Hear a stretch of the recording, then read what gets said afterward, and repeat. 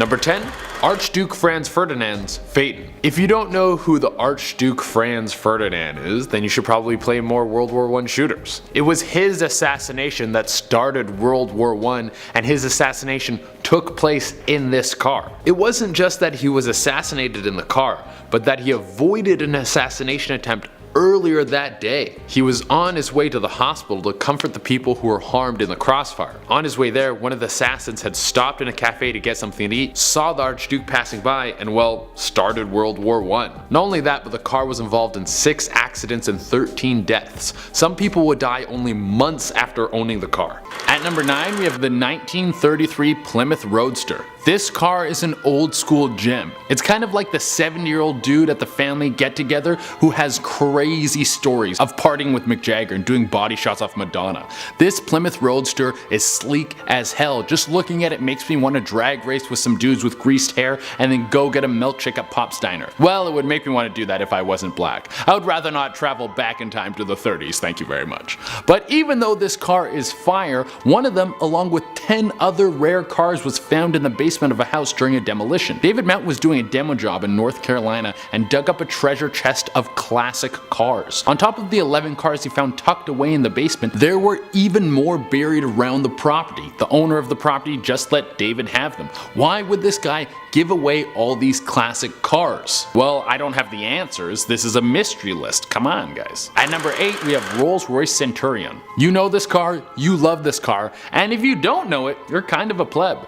This car is meant to symbolize the peak of luxury. This is like getting a massage from the world's greatest physiotherapist while someone feeds you caviar. It's a car that says, I don't know how to drive because I get driven everywhere, and then I laugh while drinking champagne. So why was one of these cars found next to some railroad tracks in Russia? A picture of an abandoned Centurion was flying through the interweb and people started freaking out. And it's rightly so, because this car will run you $350,000. And it wasn't long after this car was spotted that it disappeared from the railroad tracks. So who owned it previously and where did it end up? Who came through and scooped it? These are the mysteries I come to bring you guys. At number 7, we have Russian construction vehicles. If you were to venture through the forests of Russia or Siberia, then you might come across what looks like a vehicle graveyard. After the fall of the Soviet Union, mass production of cars and other vehicles was halted. No one had any money to buy cars, so there was no need to make cars. The Russian government took charge of clearing them all out and piled them in massive junkyards. It's a mysterious sight, seeing miles upon miles of broken down cars. Why were each one of these cars left behind? Maybe some of them never had owners, or maybe some of them were stolen from other people and then sold so you could have a little bit of scratch to get by in the oppression. At number 6, we have a Maybach.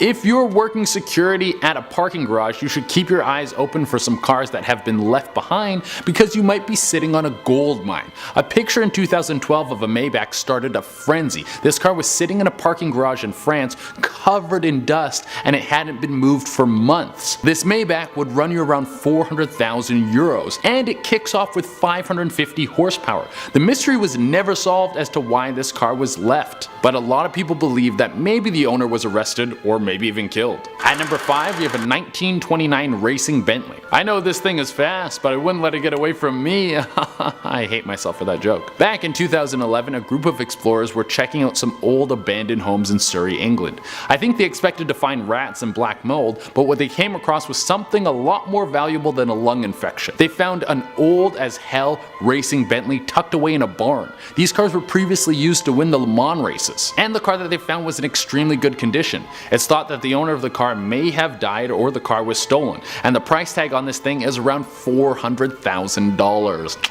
Kind of where all these cars are sitting right now. At number 4, we have the Aston Martin DB4. Yeah, this is the car that James Bond drives in all the movies. Although it didn't come with machine guns under the headlights. I think that's something you need to install on your own. But back in the 70s, an American entrepreneur got his hands on one of these bad boys and parked it outside his house, and then it never moved again. Eventually someone discovered the car and was able to identify that no one was there to take care of it. The thing that really blows my mind about this find is, where did this guy go? Was he left behind or did the car leave him? And the car was run down rusted, it could not be driven. Like, the thing was literally falling apart, and it was still worth over $300,000. A broken down car that can't be driven. It can't do the one thing that cars are supposed to do, and it's worth more than me and all my friends. At number 3, we have a Ferrari F50. It was only a matter of time before we made our way to a Ferrari. They're one of the most famous cars in the world, and they also make clothing for guys who think chin straps are fashionable.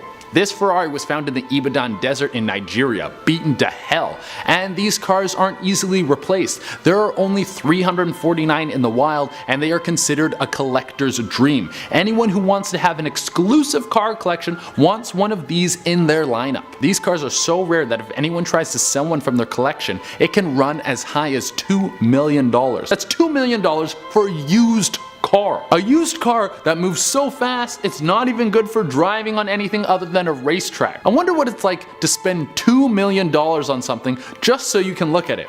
Must be nice. At number 2, we have the Lamborghini MERA S. This is one of the classic Lambos. When you picture an old school race car, this is the vehicle that comes to mind. One of these iconic roadsters was bought for a man known as the Greek Elvis. He's like regular Elvis but has a lot more body hair and smells like feta cheese. This guy loved his exclusive car but drove it a little too hard and then had to take it in for repairs. He took it to the Hilton in Athens, parked it in a basement, got in a disagreement with the people at Lamborghini, and then left the car there. This was back in 1969 and the car stayed there for 30 years. Eventually someone took it, fixed it up, and then sold it at auction for almost $500,000. And for our number 1 spot, we have a Ferrari 459 GT. Alright guys, for this last one we have the most mysterious story I could find. So this mysterious car has all the pieces of the other car stories on this list. It has a big price tag, it was a pretty exclusive car, and it was found in the middle of nowhere. This one being in the back streets of Japan. What separates this one from the rest is a few key details. The car was found with someone's belongings inside of it, as if the person left the car in a hurry, or as if the car left him behind, like the title implies from this video. Also, the car was a custom job. It had a custom gear shift and custom spokes. Why would someone go to so much effort to have this car specifically made just to leave it out to break down and rust away? And lastly, they ran the license plates, but they couldn't connect it to any person. Who owned this car?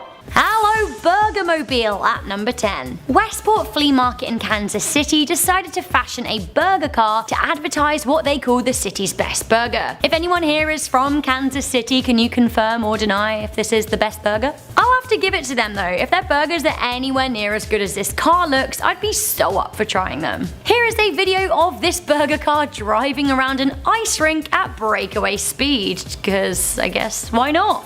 Number 9. John F. Kennedy's limousine SS-100. The whole world was stunned on the morning of November 22nd, 1963 as John F. Kennedy was assassinated on television. Something super strange about this navy blue Lincoln, it was upgraded with almost $200,000 worth of features, none of which were making it bulletproof or putting some sort of protective cover over top of it. However, after Kennedy was killed, the limo was kept in service, because you can't really blame a car for that. It was given all sorts of protective measures like titanium plating and bullet resistant glass.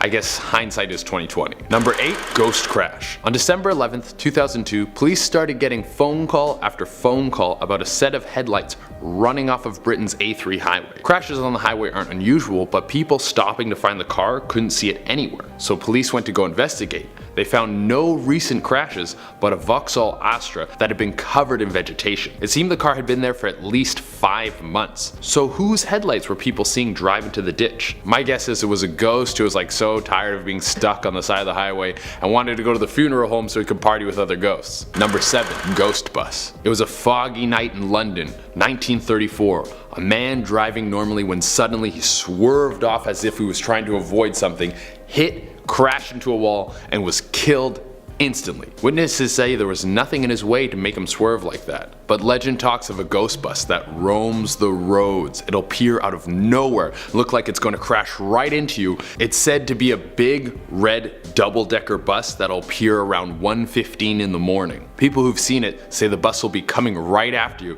and after it passes, if you check your rear view mirror, there'll be nothing there. It could be a real ghost bus, or just another reason not to do drugs. Number 6. The Black Volga. During the 1960s, 60s and 70s throughout Russia and Eastern Europe, people were terrorized by the myth of the Black Volga. The Volga limo was the most expensive car in Russia at the time, and they were specifically designed to hide the identity of the person inside the car. They had tinted windows, and if that wasn't enough, you could do that whole movie trope when you see someone creeping in your window from a distance like Because the car had such a secretive tone and was priced so high, rumors started speculating about who would be driving one. People would say it would be priests or politicians, other people said it was the devil himself. Conspiracy theories got so far that they say they saw kids get pulled into them, and if you touched one, you would die within 24 hours. None of these myths have ever been proven, so this might be a game of telephone that got out of hand. Number 5. Renault MEGANE. It's 2004 in Cape Town, South Africa, and you hear a roaring sound come from outside your window.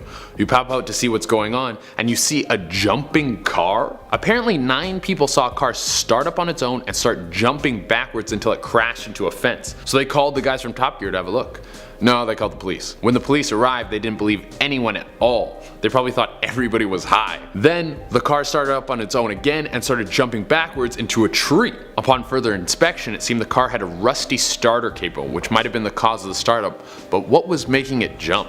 Number 4. Bonnie and Clyde's Ford Deluxe. The original ride or die couple. Imagine meeting the one. I mean the one. Like they're so much into your stuff and you that the two of you team up and go around America during the Great Depression, robbing banks, killing cops, and looking on point while you do it. Bonnie and Clyde were 2 of America's most notorious criminals and somehow managed to keep a healthy relationship going while they were on the most wanted list. The two traveled around in a stolen 1934 Ford Deluxe, and on May 23rd, 1934, it would be their final resting place. They were ambushed by cops and shot more than 100 times in that bad boy. Now what happened to the car? Well, in a way, nothing.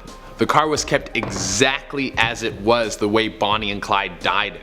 Every last bullet hole. You can go see the car now at Whiskey Pete's Hotel and Casino in Nevada. The reason it's on our cursed car list is because people who take pictures in front of the car say that they can see figures floating in the background. It's not just because 2 people got turned into Swiss cheese in the back seat. Number 3.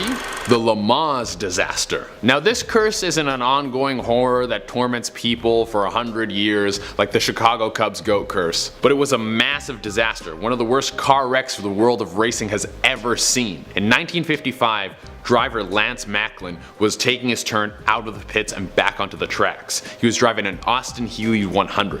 I'm picturing him rolling out on the racetrack in like a pair of motorized Healeys. Mike Hawthorne was coming in hot, driving a Jaguar D-Type and barely missed Macklin. Macklin swerved to try to steady himself and ended up in the left lane. He doesn't see Pierre Levay flying in behind him at 150 miles per hour. Pierre hits the back of Macklin's sick Healey and goes flying into the crowd, killing 81 people and injuring 120. You don't have to worry about that happening today if you go to car races. At NASCAR they got those nice nets so you can eat liquid cheese and get a neck sunburn without dying. Number 2. James Dean's 550 Spider. What's a good way to be considered cursed? Kill one of the most beloved actors of an era. James Dean was an American heartthrob and badass who died tragically at age 24 in a car wreck. This bad luck racer was named Little Bastard. If you're gonna ride in something every day, maybe give it a nicer name. But it wasn't just James Dean that this car tormented. After his death, the car was purchased and brought to a shop for repairs. Then it slid off the lift and broke a mechanic's leg.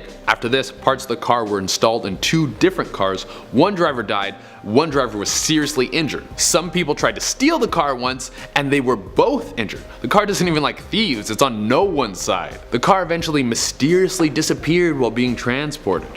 I'm sure it was stolen. The car that killed James Dean is probably worth millions and might have his sexy ghost inside it. And number 1 on our list is the 1964 Dodge 330. This car has been named the most evil car in America. More evil than the PT Cruiser or that man-eating Zamboni that I just made up. This car actually has a pretty wild story. It was originally a police cruiser and all 3 officers that were issued the car eventually committed suicide after killing their families. A car can't be evil, this has to be a coincidence for sure. After it served time as a cop car, it was sold to an old man. Nothing happened to him, but several people who vandalized the car, it didn't end well for them. One of them was killed by an 18-wheeler. Several more were decapitated and 4 of them were struck by lightning. Dude, when I die, I want to come back as an evil car so I can summon lightning. The car was later destroyed and the pieces were scattered so it could no longer summon God's wrath. But apparently someone bought all the pieces and reassembled the beast. Part of me wants someone to give this motorized murderer a self-driving upgrade just to see what happens. Just leave out like a talking GPS, it's an evil car from 1964, it probably only says racist slurs. At number 10 we have the Jaguar XJ220. This is a beast of automotive engineering. It's absolutely beautiful. This thing looks like a car that you could race James Bond in and destroy him while stealing his girls and making sure that the bad guys win the day. I'm not a car guy, but you can't argue that this car isn't sexy. It's so sexy. It's sexy like ScarJo with red hair packed into a tight leather one piece trying to save the world. If you were lucky enough to ever get your hands on one of these bad boys, it would be the last thing you would want to lose. Well, one of these was found abandoned in a desert in Qatar. Someone snagged a picture of the car and car junkies started to lose their mind over the mystery of how such a beautiful piece of art ended up a pile of junk covered in sand. One explanation is some rich guy bought it and they didn't want it, so he just left it in a desert. But there was only 281 models of this car, so even if you're a rich punk who's terrible at recycling, you would still want to hold on to this thing just for your collection. And on top of that, it only had 1,000 kilometers on it. It seems like the car almost walked away on its own to live a life of solitude in the desert. Just like Car Jesus. Flying into number 9, we have the Limojet. The Limojet even comes in my colour and everything. Although it actually doesn't fly anymore, sadly. It did used to. The Limojet is a 1974 Learjet body converted into a snazzy roadworthy car. Created by Dan Harris, the Limojet has 18 seats and comes complete with all the luxury mod cons of your usual limo and more. Imagine seeing this car flying down the motorway. You'd be very confused. There is more than one of these out there too. A few are made for sale, and to own a Limojet you'll need around $1 million. More red cars at number 8, we have the red shoe car. Okay, so this is semi-bike, semi-car. It's a three-wheeler, but I'm going with car categorization because I really wanted to include it on this list. This unique on-road vehicle was reportedly made by David Crow in Seattle. It is thought to have been made out of a 1972 Honda CB350 engine, and it has just one gear. Can you imagine steaming down the road in this sweet ride? Everyone would want to take a picture with you. Since the vehicle's creation, others have been inspired to make their own. Apparently there is a pink version in the Philippines these days. From heels to trainers, or sneakers as my North American friends would say, we have these Reebok Classics at number 7. I don't actually know much about this car. I tried researching it online, but I couldn't find who created it and why. Perhaps some things are best left a mystery, and what a beautiful red interior mystery it is. I do enjoy a sassy silver sneaker at the best of times, especially when I can drive. Hello, number 6. I'm not sure you can actually drive this car, but I love it. We have the furry dog car. The dog design was created by artist Laura Mans for a 2014 Febreze advert. This saw her work transform a Ford Focus. The dog car was driven in the commercial, so in theory it did function as a car that you could drive around. I wonder if it'd be a huge distraction to other drivers, although to be fair, pretty much every car on this list would be a distraction to me if I saw it when I was driving. Laura posted some images of the car's creation on her blog, which is well worth checking out. Why play by the rules? That is my main question at number 5. The owner of this car certainly had no rules in mind. Take a look at this imaginatively customized car body. Cars are basically toys for adults, toys with a functional purpose, so why not find a purpose for all of your old toys and use them to cover your car? It is eye-catching, that's for sure. Sure, you could keep it basic and have a standard colored car, or you could work towards this visual feast. I for one love the trolls on the car the best. I've always felt like a great affinity to those plastic trolls. How fun would the daily commute be in this jazzy beast? All of the fun. That's how much. Coming in at number 4, we have the banana car. Ahoy there, big banana car! This long yellow beauty was created by British expat living in America, Steve Braithwaite. Steve adapted the car from a 1993 Ford F-150 pickup truck. So basically, it's turned out to be a pretty big banana, and it's still a 4x4. Apparently, he was inspired by a chance encounter with a banana in a petrol station. It's got room for 4 passengers to cruise around and fulfill their fruity on-the-road dreams. From fruit to veg, let's move on to number 3, which rhymes with pea, so it's seamless really. Meet the Pea Car! I love this. This car is so cute. This This little beauty weighs just 750 kilos, but is pretty nippy and can reach around 95 kilometers an hour despite having no gears. The Pea Car was made for a Bird's Eye Pea commercial in 2005 and contains a Honda engine, but is a manipulated kind of VW Beetle look. How cute is this teeny weeny greenie, which incidentally would probably be what I named it if I owned this car. Teeny weeny greenie and me. Ring ring! Hello, is that number 2? Oh, great, it is. Good. The levels of cringe, they just keep on rolling. So this is a literal mobile phone. I have no idea how you even drive this telephone car. The phone car is a resculpted 1975 Volkswagen Beetle designed by Howard Davis. Apparently it has a horn that sounds like a telephone ring too. You can drive it, but it is way more of a novelty than anything else, which I guess is like most of the cars on this list. Finally, at number 1, arguably my favorite, we have this transparent car. This is the coolest looking car I have ever seen. This is the Shell Helix Ultra Transparent car. Shell Helix had a totally transparent Nissan 370Z made for a commercial. I guess that sweet oil money means you can pretty much do anything you want. The idea behind the transparent car was that you could see the engine and how the oil and the inner functionings of the car worked, which I think is really cool. I love the look of this car. Imagine driving around in it. This could actually be my ideal car. Although actually thinking about it, I'm kind of a cluttered person, so having a see-through car would allow people to see all the junk I keep in my boot. Also all of the mints I've lost under my seats over the years. So actually, perhaps it's best the world never knows. It's still cool though.